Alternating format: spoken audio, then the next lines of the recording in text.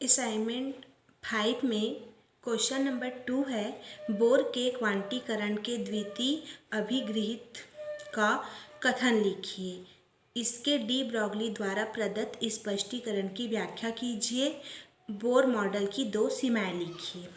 तो सबसे पहले हम लोग देखेंगे बोर का क्वांटीकरण का जो अभिगृहित है। तो बोर का जो परमाणु मॉडल है, सन 1913 में प्रोफेसर नील्स बोर ने रदरफोर्ड के परमाणु मॉडल की कमियों को दूर करके क्वांटम सिद्धांत पर आधारित एक परमाणु मॉडल प्रस्तुत किया, जिसे हम लोग बोर का परमाणु मॉडल कहते हैं।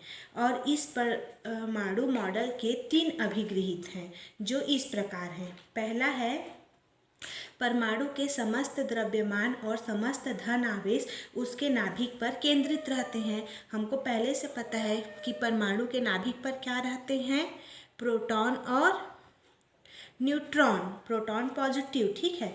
तो परमाणु के समस्त जो द्रव्यमान है और समस्त धन आवेश उसके मतलब नाभिक के केंद्र पर केंद्रित रहते हैं, और इलेक्ट्रॉन क्या करते हैं, नाभिक के चारों ओर चक्कर लगाते हैं। मतलब संभव कक्षाओं में इलेक्ट्रॉन नाभिक के चारों ओर सभी संभव कक्षाओं में नहीं घूमते, अपितु कुछ विशिष्ट कक्षाओं में ही घूमते हैं। तो इन कक्षाओं को स्थायी कक्षा कहते हैं, और स्थायी कक्षा में घूमते समय इलेक्ट्रॉन ऊर्जा का उत्सर्जन नहीं करते। ये था पहला। दूसरा अभिगृहित है, स्थायी कक्षाएं वे कक्षाएं होती है जिनमें किसी इलेक्ट्रॉन का कोणीय संवेग h/2π का पूर्ण गुणज होता है, जहां h प्लांक नियतांक है और h का मान 6.63 × 10⁻³ जूल सेकेंड होता है, ठीक। और तीसरा है, जब कोई इलेक्ट्रॉन उच्च ऊर्जा वाली स्थायी कक्षा से निम्न ऊर्जा वाली स्थायी कक्षा में संक्रमण करता है तो एक फोटॉन उत्सर्जित होता है, जिसकी ऊर्जा hν प्रारंभिक और अंतिम अवस्थाओं की ऊर्जाओं के अंतर के बराबर होता है। तो सबसे पहले हमको क्वेश्चन में क्या दिया गया है, बोर के क्वांटीकरण के द्वितीय अभिगृहित का कथन लिखिए। तो हम लोग सीधा क्या करेंगे, बोर के क्वांटीकरण के द्वितीय अभिगृहित का कथन लिखेंगे। 3 कथन होता है, उसमें से हमको केवल दूसरा नंबर बस क्वेश्चन में पूछा गया है। तो द्वितीय कथन हमारा क्या होता है,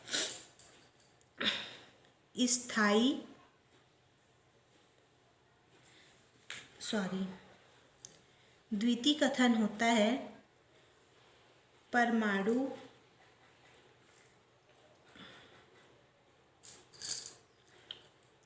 द्वितीय कथन हमारा होता है स्थायी कक्षाएं वे कक्षाएं होती है जिनमें इलेक्ट्रॉन का कोणीय संवेग h/2π का पूर्ण गुणज होता है, जहाँ h क्या है, प्लांक कांस्टेंट है, और जो हमारा h का वैल्यू है वो होता है 6.63 × 10⁻³ जूल प्रति सेकेंड। मान लेते हैं यदि m द्रव्यमान का इलेक्ट्रॉन r त्रिज्या की कक्षा में वेग से घूम रहा हो तो जो इसका कोणीय संवेग को किससे प्रदर्शित करते हैं? कैपिटल एल से। और कोणीय संवेग किसके बराबर होता है? द्रव्यमान वेग और त्रिज्या के गुणनफल के बराबर। और ये किसके बराबर होता है? एन पूर्ण, क्या दिया है इसमें? h/2 का पूर्ण गुणज होता है, तो n × h/2। इसको मान लेंगे इक्वेशन नंबर 1, जहाँ पर n का मान क्या है हमारा? 1 2 3 4 सो ऑन। ठीक, और n को हम लोग क्या कहते हैं? मुख्य क्वांटम संख्या कहते हैं। ठीक, तो ये जो हमारा इक्वेशन नंबर 1 है, ये बोर का क्वांटमीकरण प्रतिबंध होता है। तो ये हुआ हमारा बोर के क्वांटीकरण के द्वितीय अभिगृहित का कथन। ठीक, अब हमको क्वेश्चन में क्या पूछा गया है? इसके डी ब्रॉगली द्वारा प्रदत्त स्पष्टीकरण की व्याख्या कीजिए।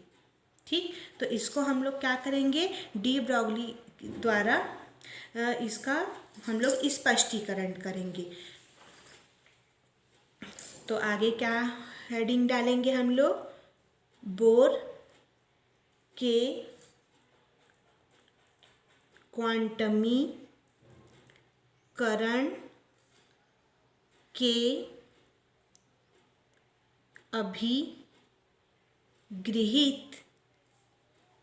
का डी ब्रॉगली द्वारा स्पष्टीकरण। तो हम लोग जानते हैं कि क्या होता है, बोर के अनुसार जो इलेक्ट्रॉन है नाभिक के चारों ओर चक्कर लगाते हैं, तो चारों ओर उन स्थायी कक्षाओं में घूमते हैं जिनमें इलेक्ट्रॉन का कोणीय संवेग h/2 का पूर्ण गुणज होता है। अभी हम लोगों ने लिखा था, क्या लिखेंगे इसमें? बोर के अनुसार इलेक्ट्रॉन नाभिक के चारों ओर उन स्थायी कक्षाओं में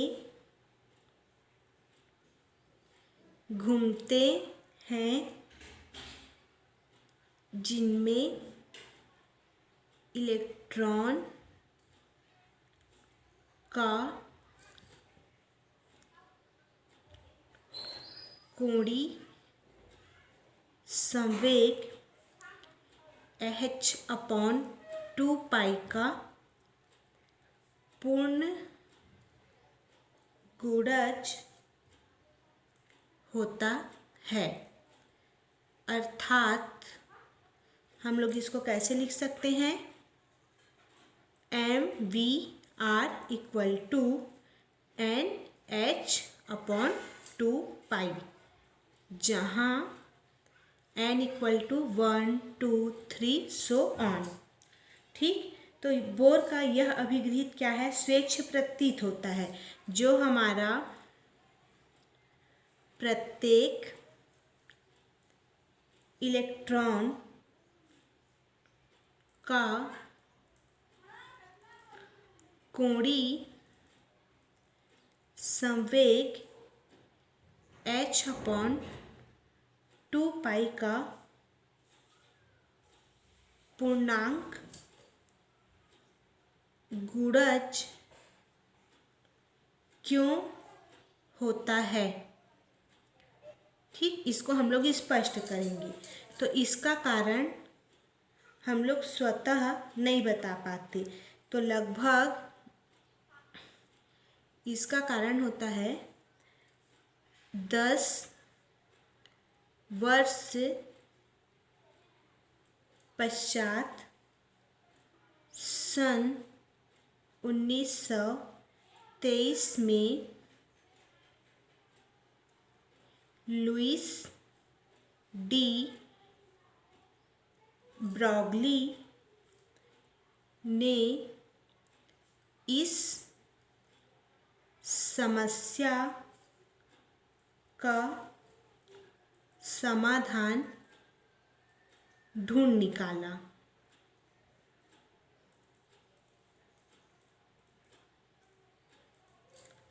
तो डी ब्रॉगली के अनुसार क्या होता है,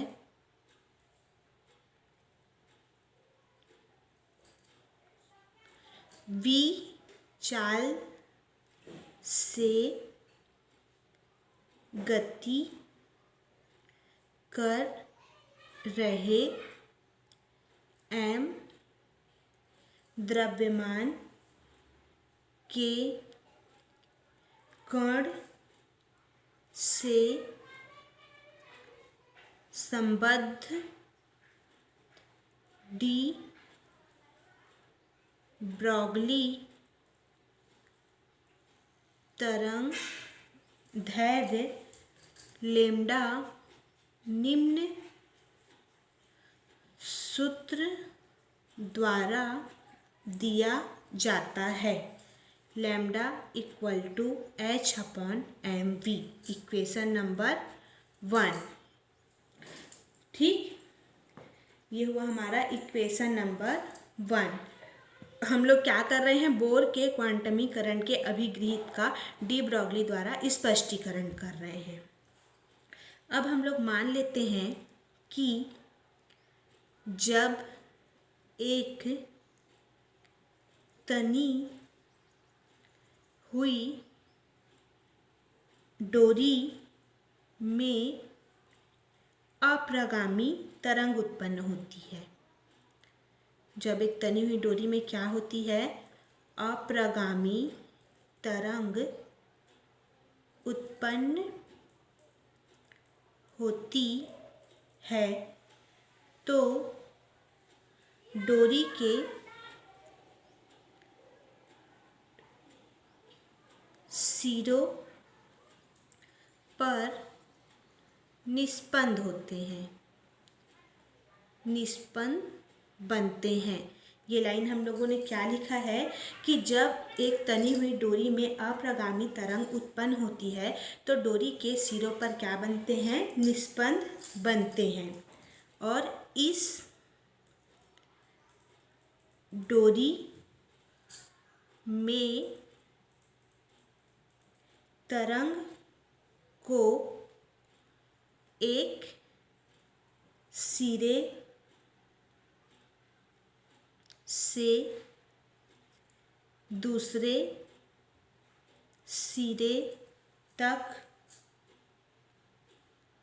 जाने एवं पुनः वापस आने में तय की गई दूरी तरंग दैर्घ्य के पूर्णांक गुणज में होती है। ठीक, आगे लिखेंगे डी ब्रॉगली के अनुसार नाभिक के चारों ओर परिक्रमा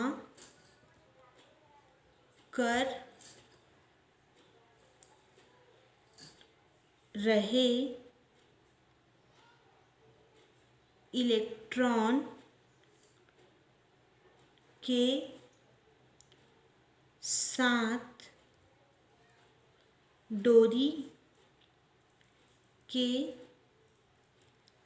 समान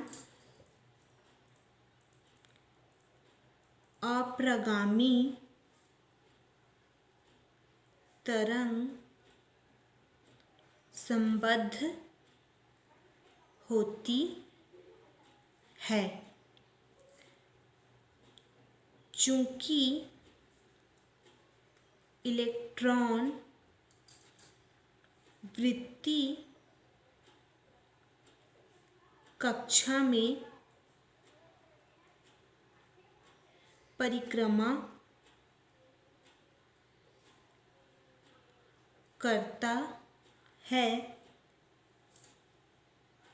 इलेक्ट्रॉन से संबद्ध अप्रगामी तरंग अपने आप में बंद रहती है। इस प्रकार से इसको हम लोग एक डायग्राम के रूप में भी शो कर सकते हैं। जो हमारा डोरी है वो इस प्रकार से है।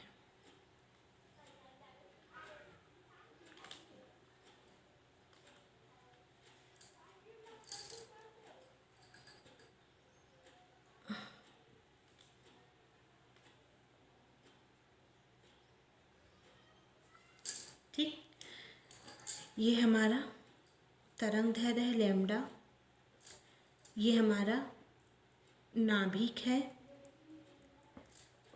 और ये इसकी त्रिज्या आर है। तो ये है हमारा जो डायग्राम बना है वो वृत्ति कक्षा में अप्रगामी तरंग। ठीक, तो यहाँ पर से इस प्रकार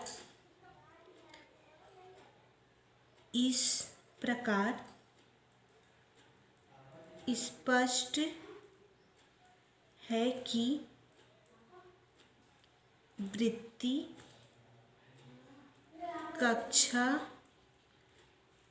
की परिधि इलेक्ट्रॉन से संबद्ध तरंगदैर्ध्य के पूर्णांक गुणज के बराबर होगी। अर्थात हम लोग कैसे लिख सकते हैं, 2πr equal to n lambda, जहाँ n इक्वल टू क्या है 1 2 3 सो ऑन। या फिर यहाँ पर से r इक्वल टू क्या निकलेगा हमारे पास n लैम्डा अपॉन 2π। अब इस मान को हम लोग इक्वेशन नंबर 1 में रख देंगे। क्या था हमारा equation number 1, lambda equal to h upon m v में किसका मान रख देंगे हम लोग, m का। तो क्या हो जाएगा, इक्वेशन नंबर 1 में रखेंगे तो r equal to n upon 2π बाहर निकल जाएगा, लैम्डा का मान क्या हो जाएगा h अपॉन एम वी। ठीक, या फिर एम वी को इधर लाएंगे तो क्या लिख सकते हैं इसको, M V R equal to N H upon 2π। तो यही क्या है, बोर के द्वारा प्रस्तावित क्वांटम प्रतिबंध है। यही बोर के द्वारा प्रस्तावित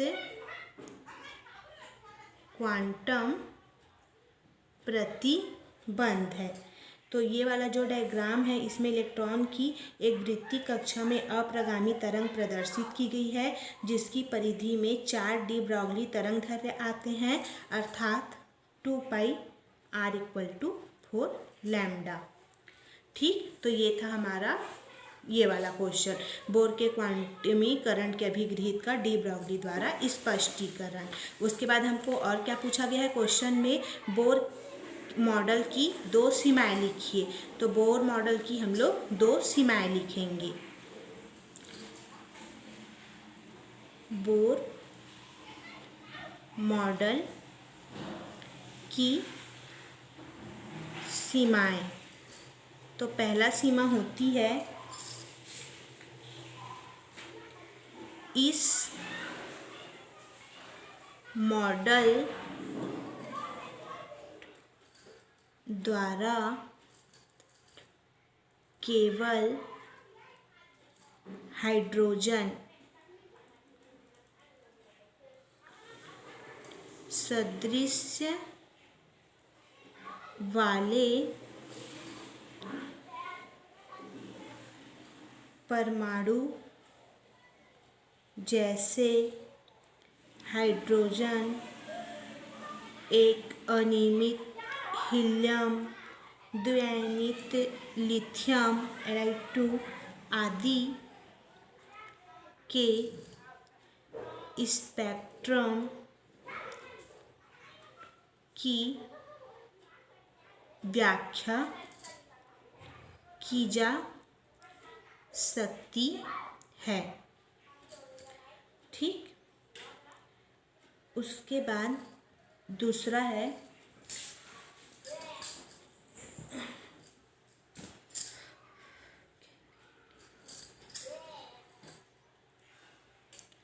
इस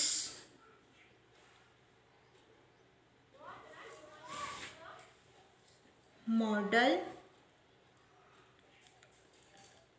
द्वारा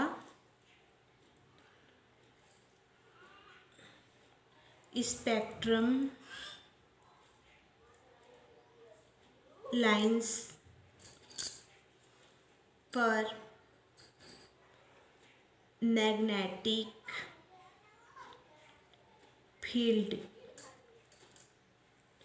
के इफेक्ट की व्याख्या नहीं की जा सकती। ठीक, और इस मॉडल द्वारा रिडबर्ग नियतांक का भी मान प्रायोगिक मान से सदैव भिन्न रहता है। तो इस प्रकार से बोर मॉडल की हमको 2 सीमाएं लिखना है।